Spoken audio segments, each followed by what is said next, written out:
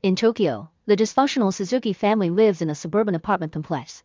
The wife Mitsu is talking to her father Sasaki, who has sent the family a box of fresh vegetables and fish. He wishes they would visit him more often.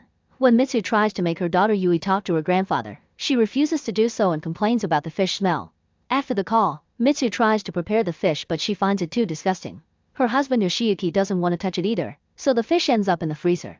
When they see a bug on the vegetables, they freak out so much that they don't even notice that it's actually Yui's fake eyelashes.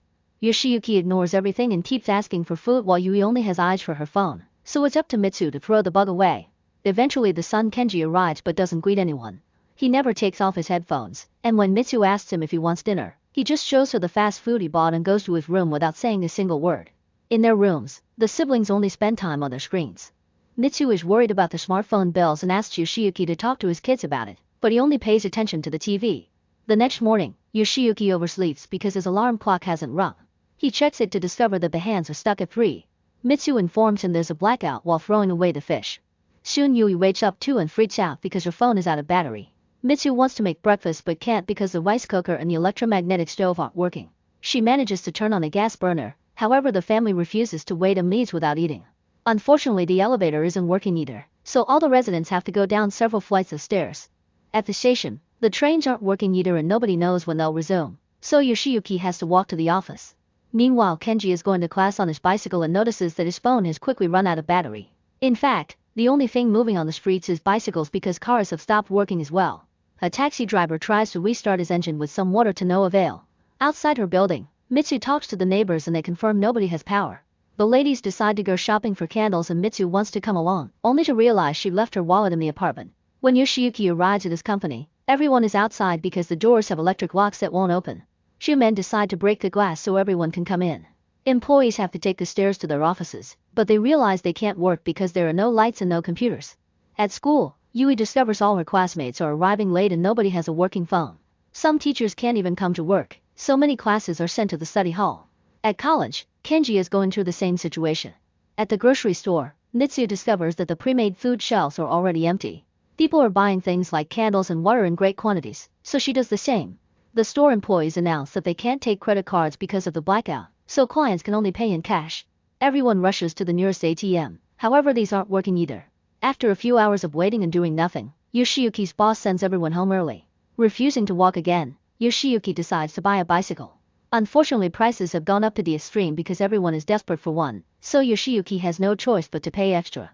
When he arrives at his building, he finds an old lady resting on the stairs because climbing so many steps is too much for her.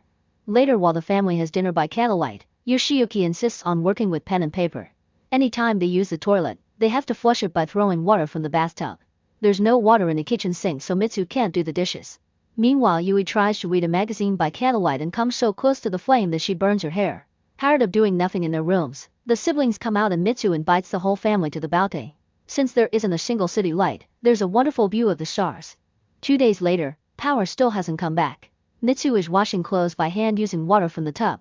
At school, Yui only finds a handful of students, so she decides to leave. At the office, the boss announces that the company will be closed until power is restored. Then Yoshiyuki watches his boss leave with his family for the mountains, hoping to find water and food there. When he turns around, he discovers a guy trying to steal his bicycle and quickly scares him away.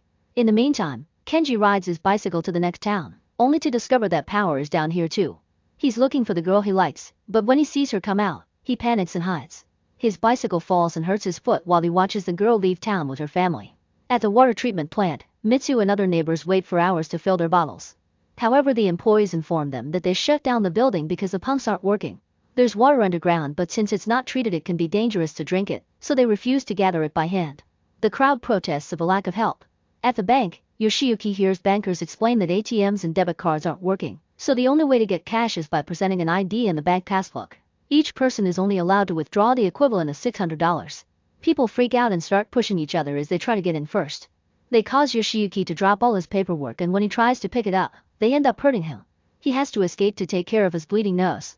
On the 7th day of the blackout, grocery stores are empty and schools are closed. Some people have traveled to neighboring towns in search of food and water only to find the same situation. More and more citizens are leaving Tokyo by the hour, hoping to find a solution in the countryside. After a pointless meeting with their neighbors, Yoshiyuki and Mitsu check on an old lady in their building whom they haven't seen in a while. It turns out she's died and her family has come to retrieve the body. After this shock, the couple decides it's time to leave the city too, so they inform the kids that they'll travel to stay with their grandfather. When Yui protests because she finds little villages boring, Mitsu points out that she used to like playing on the village's beach when she was a child, but Yui doesn't remember this. Afterward, the family starts packing and a frustrated Kenji throws away the picture of the girl he likes. Everyone puts any cash they can find on the table and Mitsu reveals she's got a decent amount of money she's been saving for emergencies. On their way out, the family hears the barking of an abandoned dog, but they ignore it.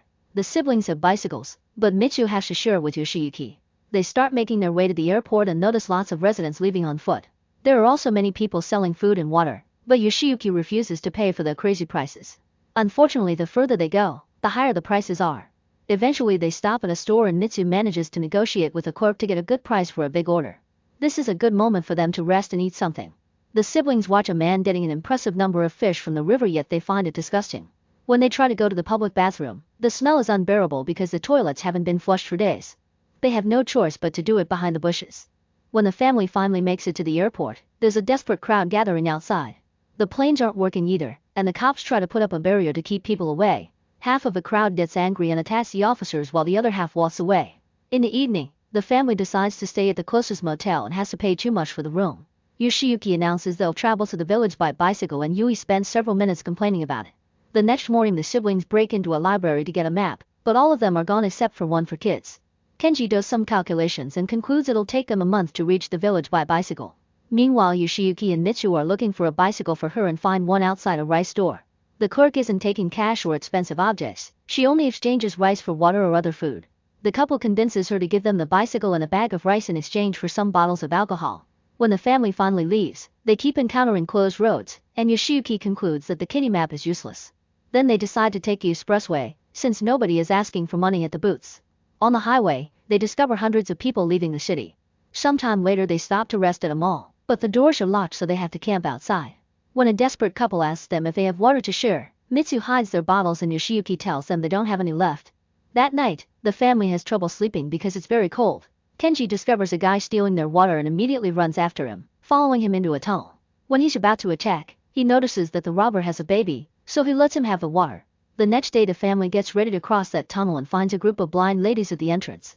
They offer to guide people if they're paid properly. Since the tunnel is a simple straight road, the family ignores them and moves ahead. However, the darkness soon gets them in trouble. They keep bumping into abandoned cars and stepping on nasty stuff like a dead raccoon. They end up going back and paying a blind lady, who easily guides them through the tunnel until they reach the exit. On the 16th day of the blackout, the family rests near the river and takes the chance to wash some clothes. They're almost out of matches and there's no water left. Yoshiyuki decides to drink from the river, ignoring his family's warnings.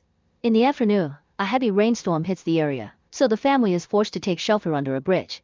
While they watch their bicycles and things being blown by the wind, Yoshiyuki suddenly runs to the middle of the field. It turns out he has diarrhea because of the river water he drank. When the storm is finally over, the family starts picking up their things, which have spread all over the place. Mitsu's glasses are cracked, the rice is dirty on the ground, and a bicycle tire has been destroyed. Yoshiyuki is still feeling sick, so the family rushes to the nearest town. While the parents rest, the siblings break into a supermarket. Unfortunately, there's no food, matches, or tires left. The only things they grab are a flare, cat food, and battery liquid, which is purified water and therefore edible. When they return to camp, Yui tries the cat food and spits it because it's disgusting. Kenji has no choice but to use his silicone phone case to fix his bicycle tire. As days continue to pass, the family gets used to dealing with the rain and eating cat food. The next time they stop to rest they meet the Saito family, who seem to be doing just fine. They often went riding through the mountains and camp out a lot, so they know many survival techniques. There's water seeping through rocks with moss, and air drying food to make it last longer. They also point out which weeds are edible and even recommend eating cicadas. One of the boys has an old mechanical camera that still works, so he takes a picture of them. Yui gives him an address so he can send a copy later. Afterward the families decide to continue their journey together. Mitsu and the kids get along with the Saitos and are very grateful for their advice, but Yoshiyuki is green with envy and rides very fast as if trying to show off. When they stop at a bridge to rest, they see a group of soldiers walking by.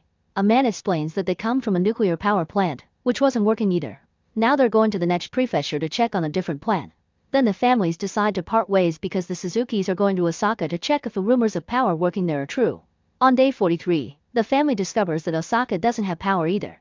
Yui freaks out since they don't have food or water, and an argument ensues. It ends with the family agreeing that Yoshiyuki isn't a responsible caretaker. While looking around the city, they're shocked to find lots of people eating fish outside an aquarium. The employees are handing out all the aquarium animals to be used as food, so the family rushes to get in line. Sadly, by the time they make it to the front, there's no food left. On day 67, the group is exhausted and they collapse in the middle of the countryside. A desperate Yoshiyuki grabs a bug, but before he can eat it, he sees a pig nearby. The family works together to surround it, and after lots of struggle, Yoshiyuki manages to kill the pig as they roll down the hill. Neither he nor Mitsu wants to cut it open though, so Kenji is in charge of the knife. Before he can move, he's stopped by Farmer Tanaka, who slashes the pig's neck without hesitation. Afterward, the family drags the dead pig to Tanaka's house, where they can drink water from a well. Tanaka explains that his electric fences stopped working, so all his pigs ran away. If the family helps him catch them all again, he'll share his food. The group agrees and Tanaka gives them a very nice breakfast that includes smoked pork. It's so delicious that it makes you cry. After a neighbor comes by to drop some vegetables, Tanaka forces the family to help him butcher the pig. They're pretty disgusted but push through it for the sake of survival.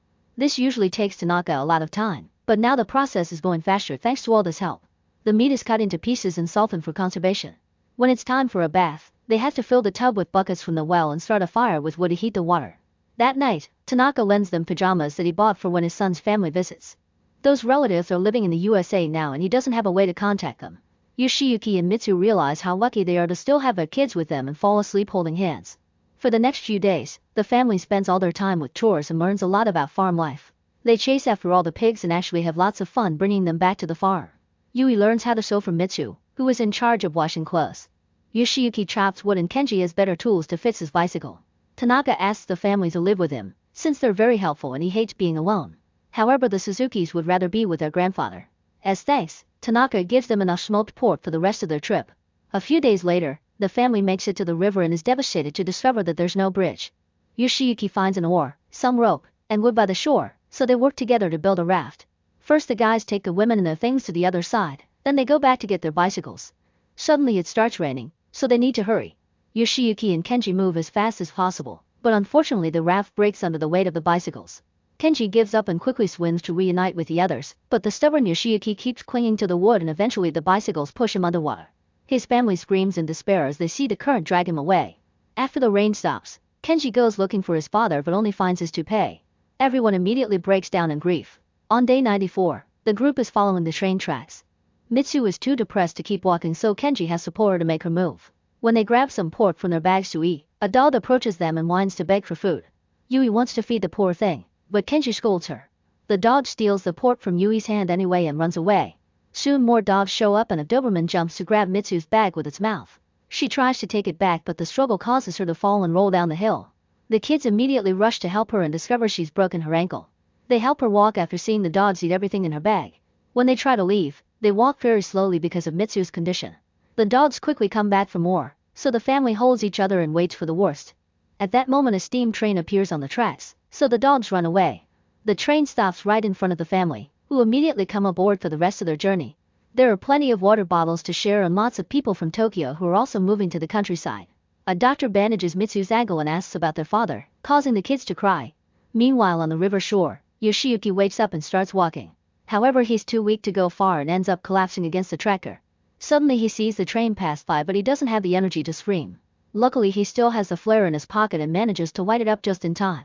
Mitsu sees him and immediately makes the train stop so the kids can run to reunite with their father. Later on the train, Mitsu gives Yoshiyuki his toupee, but he throws it away. When the train goes through a tunnel, the engine smoke enters the cars through the windows and leaves everyone coughing.